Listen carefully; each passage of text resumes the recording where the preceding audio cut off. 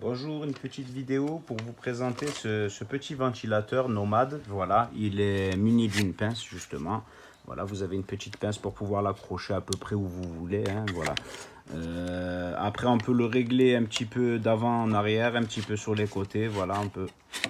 Voilà, vous pouvez le tourner à 180 degrés à peu près. Voilà, même 360, hein, non 360 degrés, pardon. Voilà, vous pourrez le tourner à 360 degrés. Après, la pince quand même, elle tient plutôt bien quand même. Manque un petit peu de grippe, mais elle tourne plutôt bien. Voilà, vous avez un petit bouton justement à l'arrière. C'est un bouton variateur de vitesse, voilà. Et lorsqu'on entend un petit clic, c'est qu'elle est en marche, voilà. Le petit clic là pour l'éteindre, voilà. Quand on arrive en bout de course, on a un câble d'1,20 m.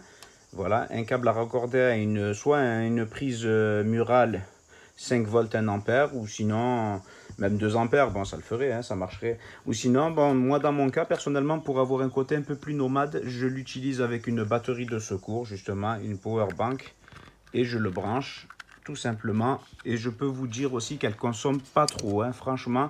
Moi, je l'utilise à première vitesse, quoi. Lorsque j'entends le petit clic, ça me suffit pour mon utilisation. Je l'ai accroché à un chauffage.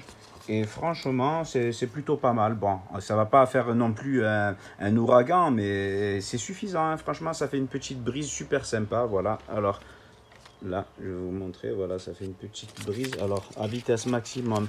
Par contre, voilà, à vitesse maximum, je note surtout la nuit. Il est un petit peu bruyant, mais bon, c'est normal, hein, voilà. C'est normal, c'est un ventilateur aussi, hein. Voilà, c'est plutôt pas mal. Voilà, hop là. Voilà, après, vous l'orienterez dans la position où vous voulez. Il y a une petite notice aussi avec, qui n'est pas traduite en français, hein, dommage, mais bon, c'est pas grave, hein, c'est une notice technique. L'utilisation est très simple, hein, voilà. Alors, c'est traduit en anglais et en allemand. Voilà, vous avez les deux langues.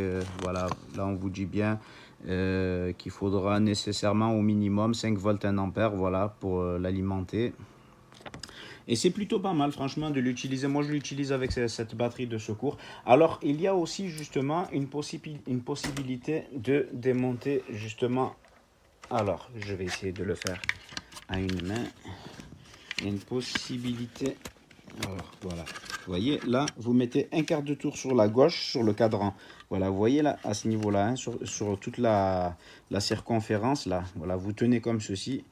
Vous mettez un quart de tour pour le démonter, le nettoyer, voilà, pour nettoyer les hélices. Voilà, attention quand même, hein, ne démontez pas, ne tirez pas, hein, sur l'hélice, hein, elle ne s'enlève pas, hein. C'est juste pour nettoyer les pales de l'hélice. Voilà, c'est plutôt sympa. Voilà, vous pouvez aussi nettoyer cette partie-là. Attention quand même à bien le sécher aussi avant de le replacer. Et ensuite, on le replace doucement, sans forcer. Et on remet un quart de tour vers la droite pour le bloquer. Et là, il est bloqué. Vous voyez, hop, voilà. Voilà. Bon, ben, j'espère que cette vidéo vous aura été utile et je vous remercie de l'avoir visionnée. Merci. Bonjour à tous, alors je vous présente ici un petit ventilateur filaire qui se branche sur n'importe quel port USB, même le port USB d'un ordinateur. Vu que la puissance consommée, j'ai mesuré à 0,5 ampères, 2,6 watts, donc c'est léger, mais sinon vous pouvez le brancher sur n'importe quel chargeur USB du moment que c'est du 5 volts. Le câble, je l'ai mesuré à 1,20 m de long. La grille ici s'enlève, hein, il suffit d'effectuer une légère rotation vers la gauche, sens anti-horaire pour l'enlever, dans l'autre sens, sens horaire pour la remettre en place, ce qui permet de nettoyer les pales pour éviter l'accumulation de poussière. Alors, au niveau des fixations, vous avez d'abord la base équipée de 4 pieds en caoutchouc pour éviter les vibrations et les glissements, qui est tout à fait stable, mais vous avez également une pince très puissante, hein, pour le mettre au niveau d'un tube, d'une étagère, ou ce que vous souhaitez.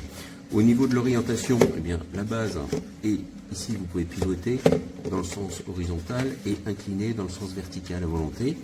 Le variateur à l'arrière est de type continu, donc c'est un potentiomètre. Hein, on sent quand même des petits crans, mais vous pouvez continuer.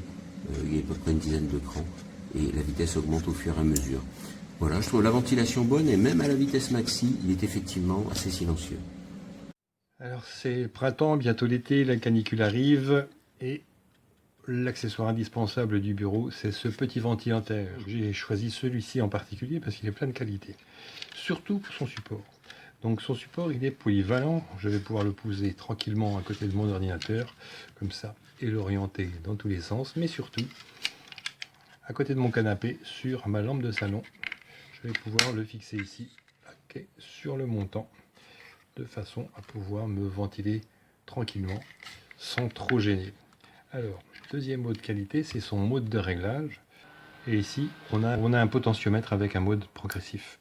Donc c'est pas un bouton où il faut appuyer 15 fois. On règle petite vitesse. On écoute le bruit, c'est discret. Ça fait une petite brise, en général ça suffit à côté d'un ordinateur. Et ici, en ventilation maximum, c'est un peu plus bruyant.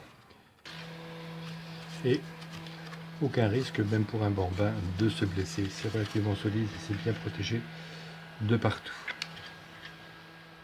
Top.